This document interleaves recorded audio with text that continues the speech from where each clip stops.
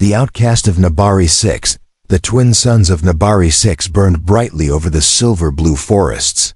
But inside the stone house at the edge of the cliffs, darkness ruled. Jayla sat alone in her chamber, her long fingers brushing against the cold glass. Of her window, she was not like the others outside, not tall and graceful, not strong or fierce. She had no working legs, and her arms moved only with help from a neural implant. Her skin was a rare shade of violet, too pale for her kind, another reason to be hidden away. In her world, beauty was power, and strength was everything. Jayla had neither. So her family locked her inside when she was just a child. They said it was for her protection, but she knew the truth. They were ashamed. She was the secret no one spoke about, the cursed daughter of a noble bloodline. Her food came through a silent drone, her air filtered by the system beneath the floor. She had not touched another living being in years, and no one, not even her own mother, had spoken her name aloud in a decade. But Jayla was not empty inside. She had dreams every night. She imagined walking among the trees, flying above the clouds, feeling the ground under her bare feet, and in those dreams, someone always held her hand, someone with warm eyes, and a voice that didn't mock her. That morning, everything changed. She felt the tremor before she heard the crash. A loud thud echoed from beyond the cliffs, followed by smoke rising through the tree line. She pulled herself to the edge of her window, her heart racing. A ship had fallen from the sky.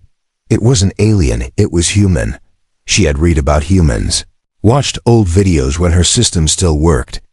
They were strange and fragile, but they were kind, or at least curious. One of them now crawled from the burning wreck, coughing and limping. He was young, his body covered in soot and cuts. He dragged a metal case behind him and looked around, like he was being hunted. Then he disappeared into the woods, heading toward her house. Jayla's breath caught in her throat. He was coming closer. Her room wasn't meant to be found. It was buried deep below the main floor, hidden behind old walls and soundproof glass. But somehow the human wandered in, and then she heard footsteps above her head. The caretaker wasn't there today. The system was quiet, the lockdown broken. By the impact, she had a choice now. She could stay silent, stay hidden, or speak. Jayla's hand trembled as she activated the speaker in the wall. It hadn't been used in years, not since the day she begged her mother to let her out. She cleared her throat, the sound dry and strange in the quiet room. "Hello," she said. Eli jumped, nearly dropping the med kit in his hand. The voice was soft, synthetic, but filled with emotion. He looked around, confused, then saw the lens blinking near the corner of the hallway. "Who's there?" he asked. "I live here," she answered. "Are you hurt?" He hesitated, then nodded. "Yeah, a bit. Crashed my ship. I was trying to find shelter." Jayla watched him through the cameras, his movements slow but careful. He wasn't afraid yet, and that gave her courage. "You're not supposed to be here," she said. "Yeah, I figured," Eli chuckled. "But your roof saved my life." Jayla almost smiled. No one had ever thanked her for anything, not even by accident. "My name is Jayla," she said. There was silence, then he replied, "Eli." It was the first time someone had spoken her name without disgust, and she didn't want it to end. They talked for hours. He told her about Earth, about old cities and ocean air, about dancing and sunlight. She listened, wide-eyed, each word like a gift. And in return, she guided him to food storage, showed him where he could rest. Still, she didn't show herself. She was too afraid. What if he saw her and left, like everyone else? What if he laughed, but deep inside, something had begun to change? A tiny flicker of hope she hadn't felt since she was a child. Maybe, just maybe, this human wouldn't run. Maybe he would stay. That night, Jayla lay awake, staring at the ceiling of her quiet prison. And for the first time in years, her dreams felt closer than ever before. A glimpse through the windows. Ayla had seen creatures land before, usually soldiers or scavengers, but none like this human. He was hurt, bruised, and clearly lost. But Even in pain, he didn't look cruel. She watched him from the shadows of her camera network, tracking his every movement across the halls of the abandoned estate. No alarm sounded, no guards came. Her family had stopped caring about the place long ago. It was just her now, and the human named Ile. He made camp in the old gallery, where cracked statues of Nabari kings watched him sleep. Jayla studied the way he wrapped his wounds, how he cleaned up the mess from his crash. Most aliens avoided blood, saw pain as weakness, but Eli handled it with calm hands and tired jokes. She giggled once when he cursed at a broken bandage strip, then quickly silenced herself. If he heard her, he didn't show it. For 2 nights, she kept quiet. She activated cleaning bots to move food closer to him, using excuses like house protocols to mask her help. She unlocked warmer quarters for him, but pretended it was automated. He talked to the air sometimes, thinking it was just an old AI system responding. She didn't correct him on the 3rd night. He looked up at the ceiling and said something that broke her silence. "I don't know who's helping me," he whispered, "but thank you." Her heart pounded like never before. No one had ever thanked her, not for breathing, not for existing, and he had no idea what she even looked like. So she decided to show him, not everything, just a glimpse. She turned on one of the window shields slowly, letting him see a small screen in the wall light up. Eli froze, staring as his soft image flickered to life. It wasn't her full body, just her face, smooth and violet-skinned. With glowing silver eyes, she was careful to use a flattering angle, hiding the mechanical parts around her neck. "Hi," she said, voice soft and slightly shaky. Eli tilted his head, surprised, but not afraid. "You're the one helping me," he said, a smile forming. "I thought you were some old caretaker AI," Jayla nodded. "I was afraid," she admitted. "Most run away when they see me." Eli blinked, then shrugged gently. "Why would I run? You've been nothing but kind." That simple sentence nearly made her cry. She had spent her life preparing for rejection, and now, a stranger from another world had said the words she'd longed to hear. Over the next few hours, she told him her story, not all of it, but enough. She explained how she had lived there alone for many years, unable to walk, barely able to move. Eli listened closely, leaning against the wall, asking quiet questions, but never once looking away. He didn't pity her, and that made his gaze even more powerful. "I've seen worse," he said. "Back home, some people have metal legs, some use hover chairs, some just float around in 0G. He laughed gently. "You're just different. Not broken. Different, not broken." The words echoed in her mind like a melody she never thought existed. Jayla showed him her room, her collection of old hollow books, her tiny handmade sculpture of the Nabari moon. She'd never shared those things before, not even with her caretaker. Eli called her art, beautiful, and when he said it, it didn't sound like a lie. He even asked if she could teach him how to shape one of the glowing stones. Her hands trembled with excitement, but something else stirred in her chest. Fear. She liked this human, too much, too fast. What if he left once his ship worked again? What if he forgot her like everyone else? Eli, however, had other plans. The next morning, he woke early and began repairing a hover platform he found in the basement. Jayla didn't know why until he asked her something no one had ever offered before. "Want to come upstairs?" he asked. "I think I can help you see the sky." Her screen went silent. Her voice caught in her throat. To go upstairs, to leave the chamber she'd been locked in since childhood. It was unthinkable, dangerous, emotional, but she said yes, because she had already glimpsed something brighter than any window, a future, one where she wasn't trapped in the dark, a future where someone might choose to stay. He didn't run. The doors had not opened in years. They creaked as the hover platform rose from the depths of the house, carrying Jayla slowly toward the upper level.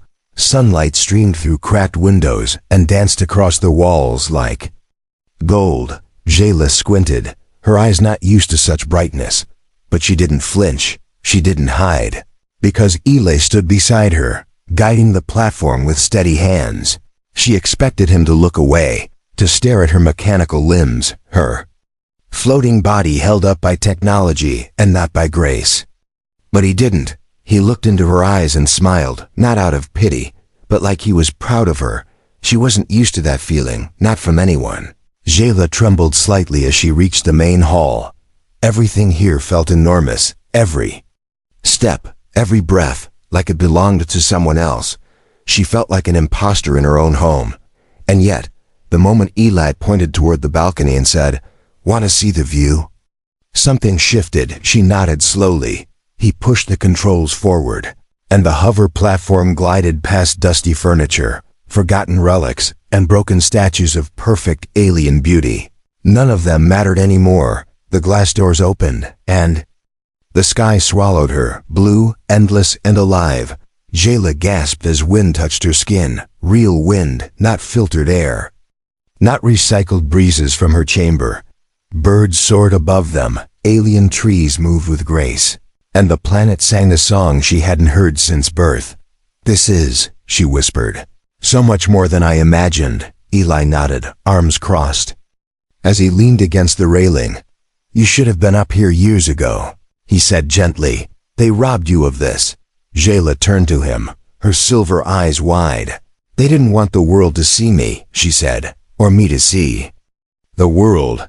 Eli didn't respond at first, just watched the sky, his jaw tight. Then he turned, placed a hand on the railing beside her, and said, "Well, too bad for them." It was the simplest rebellion she had ever heard. Not with fire, not with weapons, but with kindness.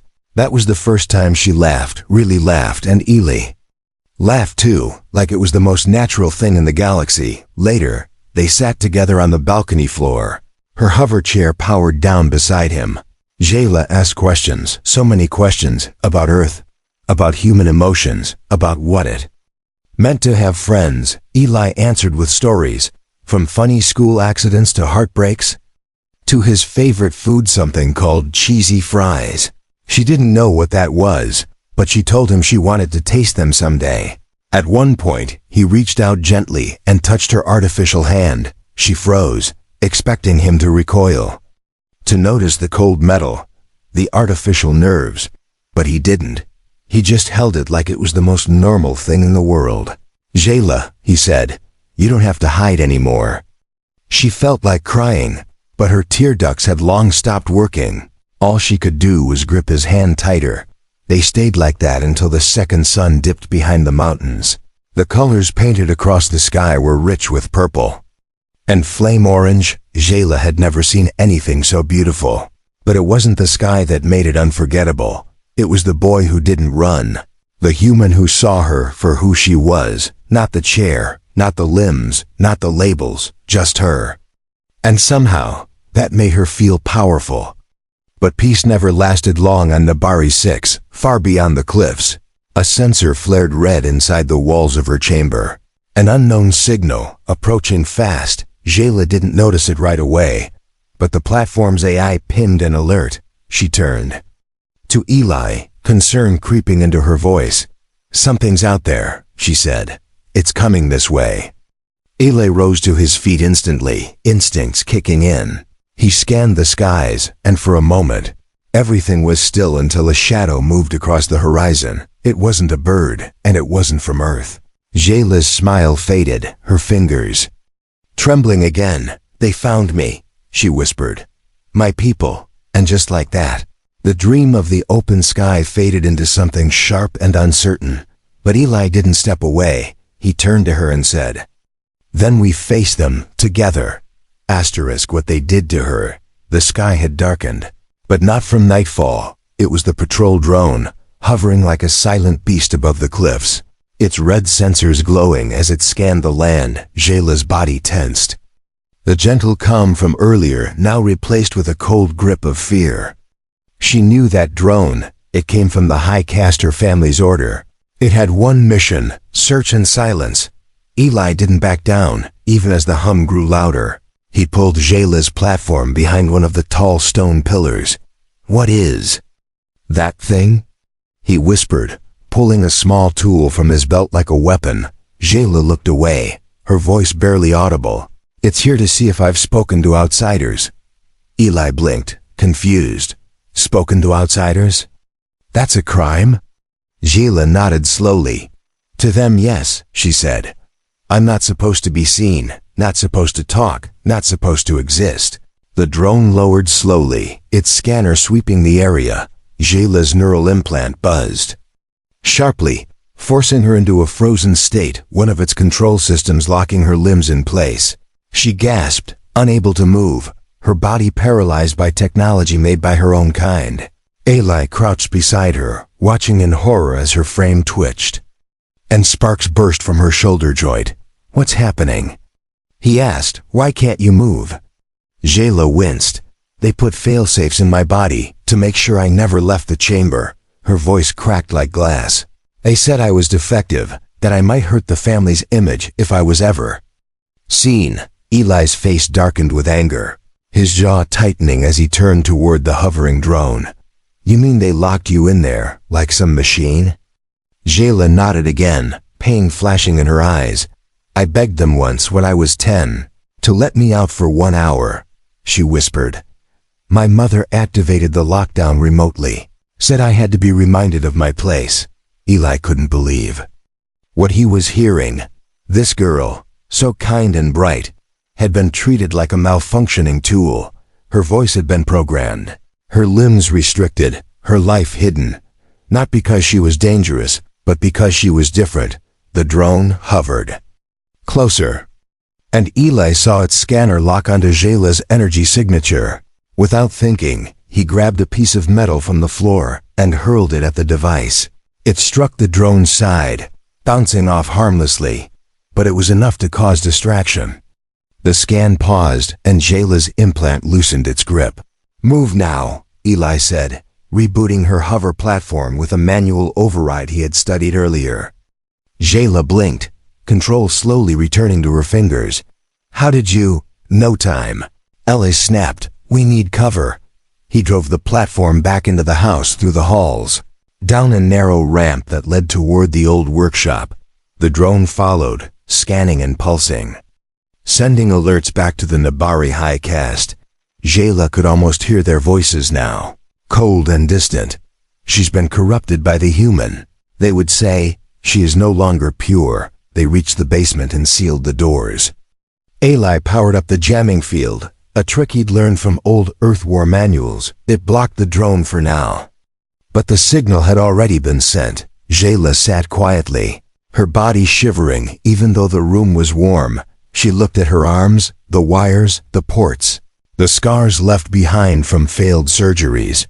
"They said they could fix me," she whispered. "If I stayed silent, if I followed rules, they said they'd make me whole." Eli kneeled in front of her, his voice shaking with rage. "Jayla, you were never broken," he said. "They were." She looked up, and for the first time, she saw not just a human, but a friend who wasn't afraid to speak for her when she had no voice. Someone who didn't turn away from her pain but stepped into it. He held her hand again, firm and steady. "You don't belong to them," he said. "You're not a secret. Not a shame, and definitely not a mistake." Tears welled in her eyes, the kind her body could barely produce, and for the first time, she allowed herself to believe that maybe, just maybe, she wasn't meant to stay hidden. But as the jamming field flickered and alarms began to echo faintly in the distance, they both knew something bigger was coming. Not just a drone this time, but a choice. To hide again or to fight for the right to be seen. And neither of them wanted to run anymore. The warning from the skies. The wind carried a strange scent that morning. Not the usual crisp air from the sea cliffs, but something burnt, something wrong. Eli smelled it first, sharp like metal and fire. Jayla sat upright in her hover platform, sensors pulsing across her skin like nervous whispers. Something was coming. And it wasn't just another drone. In the distance, the clouds split open. A beam of red light tore through the sky, silent but terrifying. It wasn't a weapon. Not yet. It was a warning, a mark of judgment sent by the high caste. Jayla's breath hitched as she stared out from the upper deck. She remembered that signal from years ago, It was used only once in Nabari history, when someone committed a cultural betrayal. Now that symbol hovered above her childhood home. Because she had dared to speak to a human, Eli grabbed a scanner from his toolkit. His hands moving quickly, 3 heat signatures approached fast small intercept ships, armed and heading straight. Toward them, he looked at Jayla, his jaw clenched. "They're not coming to talk," he said. Jayla nodded, her voice flat. "No, they're coming to erase." They rushed to the underground hangar. A half-collapsed structure Eli had been quietly repairing for days. He hadn't told her why until now. "I had a feeling your people weren't the forgiving kind," he said with a faint grin. Jayla stared at the old, dust-covered starcraft in the center of the room. "You fixed this?" she asked, surprised. "Mostly," Eli replied, wiping oil off his face. "Enough to fly, maybe not enough to land." The floor rumbled as the first enemy ship landed outside. Jayla's implant warned her again, trying to shut her down. But Ailey had already installed a blocker chip on her spine. "No more of that," he said. "You're not their puppet anymore." The door burst open, and 2 armored Nabari soldiers stepped in. Their eyes glowed with pale green hate. Weapons raised, Jayla flinched, but Eli stood in front of her without hesitation. "Back away." One of them barked. "That creature is property of the High Caste." Eli didn't move. "She's not your property," he said, voice cold. "She's not a thing." They fired a warning shot at the ground, scorching the metal floor. Jayla screamed, but Eli never moved from her side. "Touch her again," he growled, "and I promise you won't leave this room." Something snapped inside her then, a fire she had buried long ago, hidden beneath years of silence and shame. Jayla activated the manual override on her hover platform, slamming it forward into the soldier nearest to Eli. The guard crashed against the wall, his weapon falling from his grip. Eli grabbed the blaster and aimed it at the second soldier, who hesitated for just a second too long. That was enough. Jayla launched a pulse burst from her platform, disabling his armor systems. The soldier fell twitching, stunned but alive. Eli looked at her, wide-eyed. "Remind me never to get on your bad side," he joked breathlessly. Jayla smirked, blood rushing with adrenaline she hadn't felt in years. "They trained me to be obedient," she said. "They forgot I still had a mind." They sealed the hangar doors and activated the lift systems. The ship sputtered at first, then roared to life. Eli guided Jayla into the co-pilot seat, modifying the control board so she could use neural input. "You were built for more than silence," he said. "Let's make some noise." Outside, more ships landed, soldiers spreading like ants across the cliffs. The red beam pulsed above them, a final call for execution. But Jayla wasn't afraid anymore. She looked at the sky not with fear, but with focus.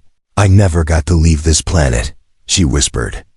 "Not once," Eli grinned, strapping in. "Well," he said, "let's give you one hell of a first trip."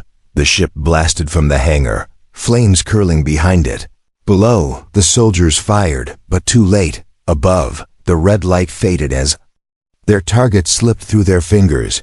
Jayla looked out the window, tears on her cheek. Not from pain, not from fear, but from something far more powerful: hope. She wasn't a secret anymore, and the sky had never looked more welcoming. The offer no one gave her. The stars stretched endlessly across the black canvas of space, too. Jayla, it felt like a dream she wasn't supposed to have. Not long ago, her world had been a single locked chamber. Now, she floated above the planet that once called her broken. She didn't feel broken anymore. Eli worked at the controls, guiding the ship through low orbit while dodging ancient defense satellites. His knuckles were scraped, his lips swollen, but his spirit was unshaken. Jayla sat beside him in the co-pilot seat. Neural wires softly connected to her temple. She was flying, not just as a passenger, but as someone who mattered. "You ever think about where you'd go?" Eli asked, breaking the silence. "If you could pick anywhere," Jayla thought. For a moment, "No," she said. "I never thought I'd be allowed to choose." He turned his chair to face her. the stars reflecting in his eyes. "Well, what if I said you could?" he said. "Right now." Jayla tilted her head, unsure if he was joking. Eli wasn't smiling, not this time. His voice was calm, steady, and full of something she couldn't name yet, something that made her heart beat faster. "Jayla," he said, "you don't have to go back." She blinked, unsure of what he meant. "I don't," she whispered. He shook his head slowly. "You're free now." But more than that. He reached into his jacket and pulled out a small device. A star map projector. He placed it on her console, and it lit up with glowing lines and names of worlds she'd only read about. One by one, the lights shimmered, then paused at a small blue and green planet. "Earth," Ellie said.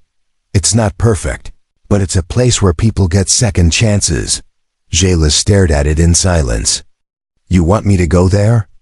she asked carefully. "I want you to come with me," he replied, voice soft. "You've been waiting your whole life for someone to offer you a life beyond that room. Well, this is me offering." Jayla's mechanical hands trembled. She had begged for kindness before and been punished for it. She had dreamed of love, only to be laughed at by her own people. Now here he was, one human, offering her more than escape. He was offering her a future. "Why?" she whispered. "Why me?" Eli leaned closer, not touching her, just meeting her eyes. "Because you deserve it," he said. "Because you didn't give up, even when the whole galaxy told you to stay silent. Because when I was hurt and lost, you helped me, even when you were scared." Jayla felt her throat tighten. She looked down at her arms, still scarred, still half metal, but no longer something to hide. "I've never had a choice," she said. "Not once." Eli held out his hand. "Then let this be your first," he said. "Come with me." She reached out slowly, then placed her hand in his. The touch wasn't electric or magical. It was real, grounded, human, and for her, that made it everything. The ship's proximity alert suddenly blared. Jayla jerked back to the screen. Nabari ships were incoming. 5 of them, fast. "They're trying to intercept us before we break orbit," Eli muttered, flipping switches. Jayla didn't panic. She activated the defense shields he had installed, her neural link syncing with the ship's weapons. "I'll cover navigation," she said. "You focus on speed," Eli grinned. "You got it, co-pilot." The ship shook as energy blasts hit the outer hull, but Jayla's aim was precise. She fired warning shots, knocking 2 attackers into a spin. Eli punched the thrusters, the ship roaring as it climbed toward the stars. Inside the cockpit, neither of them spoke, but they didn't need to. They moved like one. 2 survivors who had found something worth flying for. When the final blast cleared and the Nabari ships retreated, the stars welcomed them with open arms. Ailey reached out again, fingers brushing hers gently. "So, Earth?" he asked, voice hopeful. Jayla smiled, the kind of smile that only comes when pain finally makes room for peace. "Yes," she said. "Let's go home." Her first flight the Earth was still hours away, a glowing dot among the stars. But for Jayla, it already felt like home, not because of the planet itself, but because of the human sitting beside her. The one who didn't laugh, didn't run, and didn't leave her behind. She sat in the co-pilot seat, her neural cords buzzing softly with data. Everything felt new, every screen, every signal, every second of open space. She had always watched the sky through glass. Now she was inside it, part of it. She was flying. Below them, the Nabari world grew smaller. The place that once called her a defect was now nothing more than a distant memory. A graveyard of chains she had finally broken. Her past no longer controlled her path. Eli sat back, hands behind his head as the autopilot hummed. "You did great back there," he said with a grin. "You blew up 2 warships like it was a video game." Jayla smiled, her lips still not used to smiling so often. "You fixed the ship," she replied, "and believed in me." They floated in peaceful silence for a while. Stars drifted past the windows like glowing embers in a black sea. Then Eli turned serious, his voice low. "You know they'll keep looking for you," he said. The high caste won't forget, Jayla nodded. I don't want them to forget, she said. Let them remember the girl they threw away. The girl who flew. She stood from her seat slowly, using the hover suspension in her legs to move toward the central chamber. It was the first time she had stood without pain, without shame. She turned and looked at Eli, her voice steady. I want to live, she said. Not just survive, but really live. Eli followed her, stopping at the window with her. Then, live with me, he said. Not because I saved you, but because I like who you are. Jayla blinked, her breath catching in her throat. No one had ever said that to her, not once in her life. Not the medics who adjusted her spine, not the teachers who ignored her questions, not the family who called her a burden, only the human, only Eli. The ship's console beeped, signaling a transmission. It was from an Earth outpost, a welcoming message for civilian travelers. Jayla listened quietly, heart pounding. This was it, the end of one story and the beginning of another. Are you ready? Eli asked, his fingers hovering over the response button. Jayla didn't answer right away. She stepped forward and pressed the button herself. Passenger Jayla, requesting permission to land, she said clearly. A pause, then a friendly voice replied, permission granted, Jayla. Welcome to Earth. Tears filled her eyes, but she didn't wipe them away. She let them fall. Each one carrying years of silence, of rejection, of pain. Each tear was a badge of what she had survived. As the ship descended into Earth's atmosphere, the blue planet grew closer, oceans shimmered, clouds curled like soft white ribbons. Jayla looked down and whispered, I was never meant to stay in a box. Eli placed his hand over hers. No, he said, you were meant to fly, and so she did, not just with engines or wings, but with the courage to love, the strength to hope, and the freedom to choose. Jayla, the disabled alien girl no one wanted, became the symbol of something far greater, not perfection, not power, but resilience. And somewhere, in the skies of a planet called Earth, a new life began.